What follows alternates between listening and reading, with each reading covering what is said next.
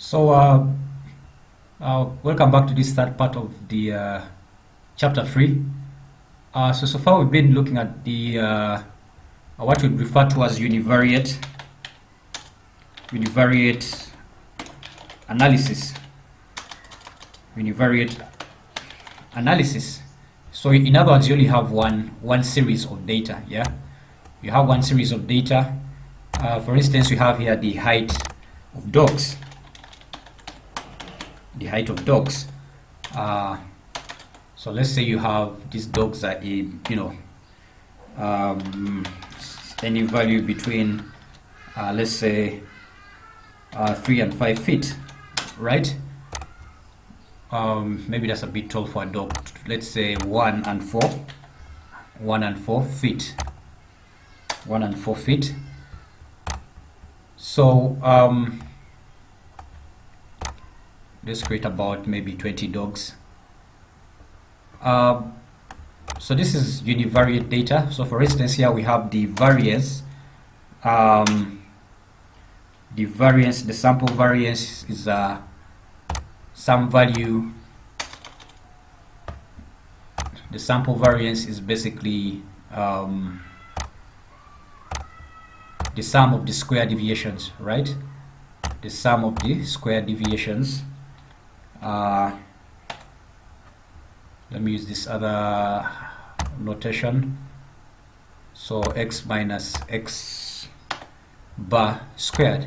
Yeah, so this is the sample covariance, rather than sample variance.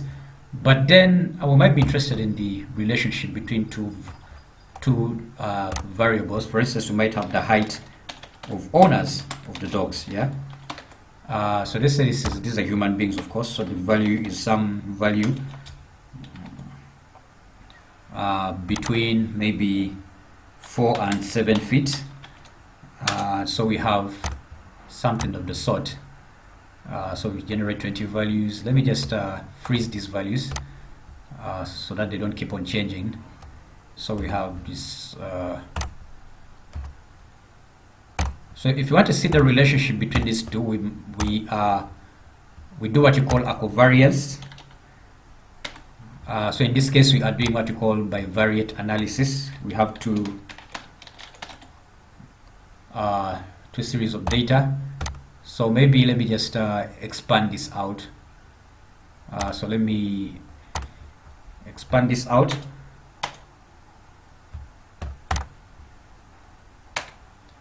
So instead of x minus x bar, what you're gonna actually have is you're going to have x minus x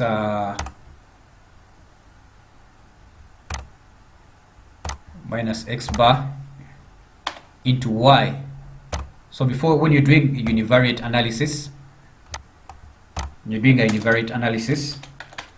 if you're just saying the variance, sample variance of x, then it's going to be a square, right? So let me just expand it out so you can see the relationship easily. It's simply going to be the square, the sum of the square deviation. But if you have two of these, if you have two variables, then you're going to have a y minus y bar. If you're doing a bivariate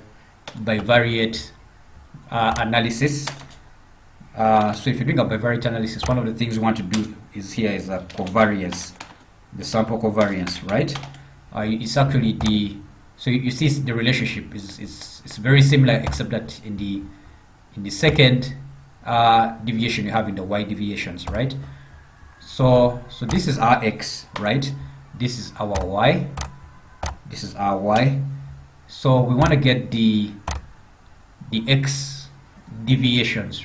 So to do that, we're going to have to get let's get the average first of all. X bar is going to be the average A2 to A21. Then this is going to be the average B2 to B21. Then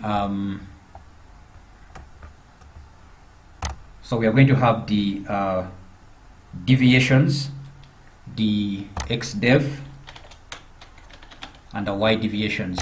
Yeah. and then so that's x dev is going to be whatever that is minus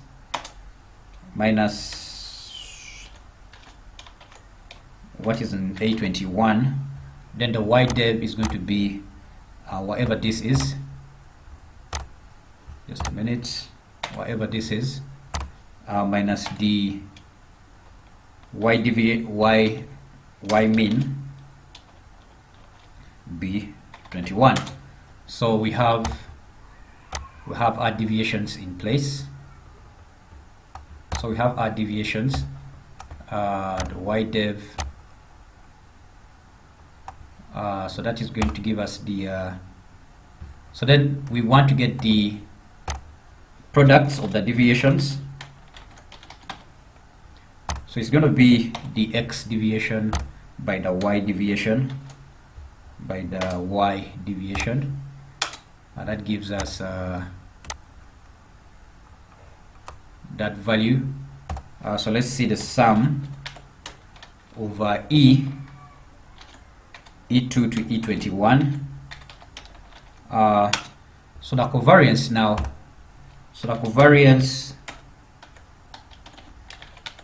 is actually going to be that sum minus rather into count E2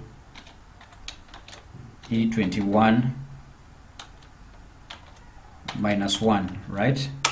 So we get a covariance of point. So this is actually negatively correlated. So let's try and visualize that and see what our scatter plot. I don't know why this doesn't behave. It doesn't behave when there are other values involved. So let me just maybe copy this to a new sheet.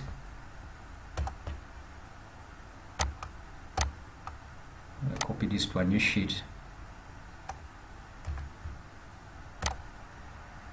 So let me see what happens now when I try to plot it.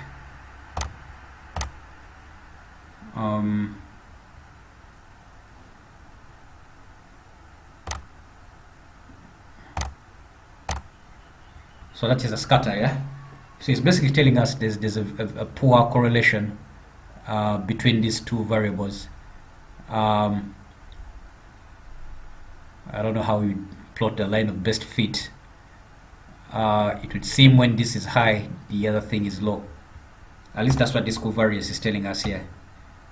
That's what this covariance is telling us. If you can go maybe data point by data point. So this is low, that is high. This is low, that is high. This is a bit high, then this gets low. So for corresponding data points, so you might be interested in standardizing, because this figure can be anything, yeah, it is not bounded. If you want to standardize this, then you do what you call a correlation coefficient. One kind of correlation coefficient you can do is a Pearson correlation coefficient. So maybe let me just confirm this value. Excel actually has a covariance function, which is covariance. So I'm looking at the sample covariance of this range. Sorry. So where were we? It's covariance.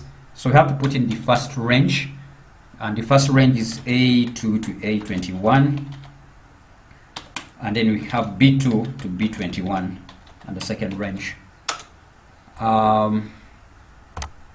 This gives us something different. 0.315. This is giving us a positive correlation. Did I do this correctly? So we had the formula x minus x, y minus y.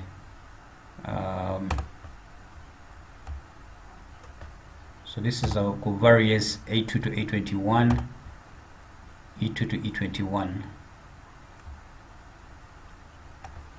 So this is x dev, xa minus A21, then you have b minus b21, right? Then we have the products I just have to be sure I'm doing the right thing. Let me just be sure about this average. A2 A21, B2 B21.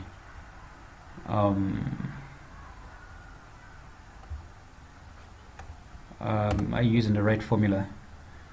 For covariance,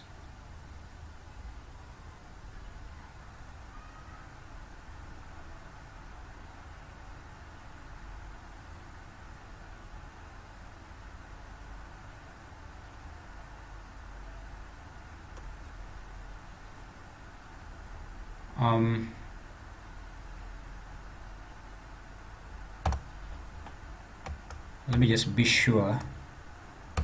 So this is covariance sample.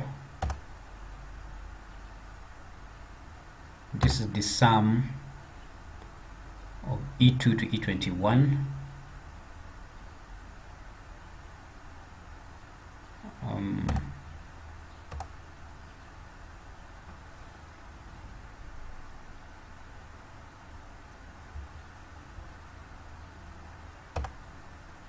Okay, this seems to be very different.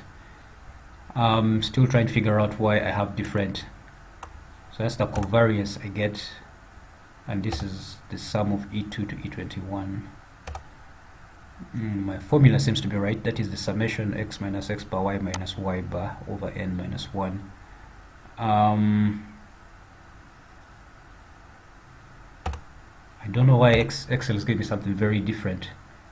A2 to A21, B2 to B21. That's the average. A2 to A21. That's the average. B2 to B21. This is the deviation. A2 minus A21. B2 minus B21.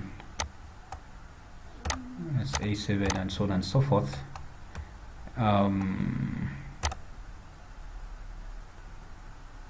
A21.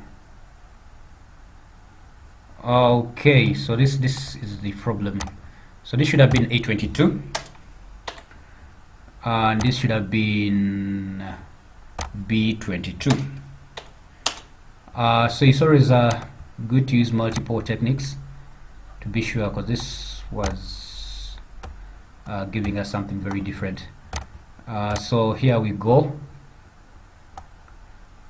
So you see now we actually have the same covariance. So that's how you compute the covariance. Then you could do the correlation coefficient. That would be given by this equation.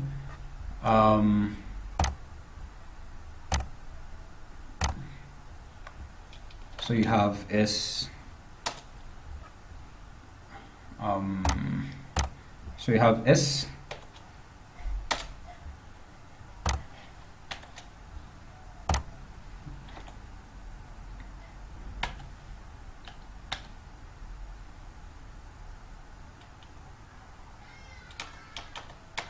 Or so rather, this was the covariance. Now if you want the correlation, which is given by P, the Pearson correlation, so we have to insert a new equation. So the correlation is going to be given by so P Pearson x sub I xy sub xy is giving us this new value now. It is simply going to be the what you're really doing is simply to normalize this covariance. You're normalizing it so that it ranges from 0 to 1, yeah, because this other value can go all the way to, it's unbounded, and if you have large values you're going to get really large values. So you want to this is going to be divided by the different standard deviations, the different sample standard deviations, right? So the component standard deviations So if you divide this by the component standard deviations, you should get something which is between 0 and 1. Just a minute. I want that. Then you so you have, so that will give you the Pearson correlation coefficient. So let's see what that really is. So in our case we have a covariance. So if you want the variance X is going to be variance A2 to A21. Then variance Y is going to be variance B2 to B21. I forgot to put an equal sign. So we have that. So the coefficient, the Pearson correlation coefficient, Pearson is going to be the covariance, that covariance divided by that by that. So you get is weakly positively correlated, right? So if, for instance, if I wanted a perfect correlation, I could just multiply this, make this a multiple of that. If I make that a multiple of that, then you're going to have, let's say the heights of the owners are exactly twice the heights of the dogs. So Pearson should give us, let me see, 8, 2, 4, 3, 6, blah blah blah, and so on and so forth. So we should have an average, the covariance, variance X, variance Y, A2, B2, then the Pearson should actually be 1. Let me just be sure I'm doing it correctly.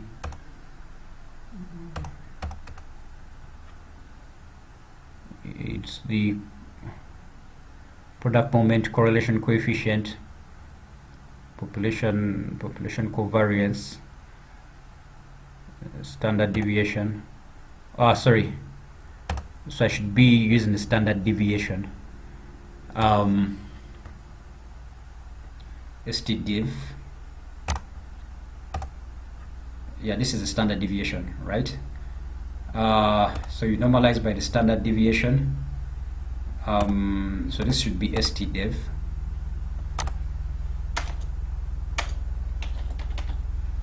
STDiv, and then this should be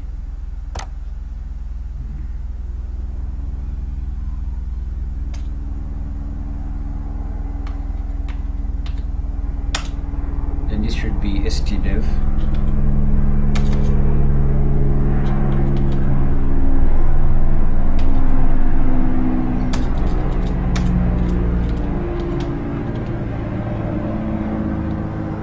So I have STDiv as B2 to B21.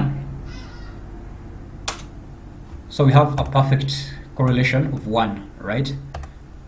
Simply because, because this is going to give us a perfectly straight line, yeah. So what I did was so this should give you a perfectly straight line. So if you see this graph now, this is low, this is low. If that is high, it goes high, and so on and so forth. So every data point is simply d times 2 the data point for x. So this gives you, this is how you do the Pearson correlation coefficient, product moment correlation coefficient. So this brings us to the end of our bivariate analysis.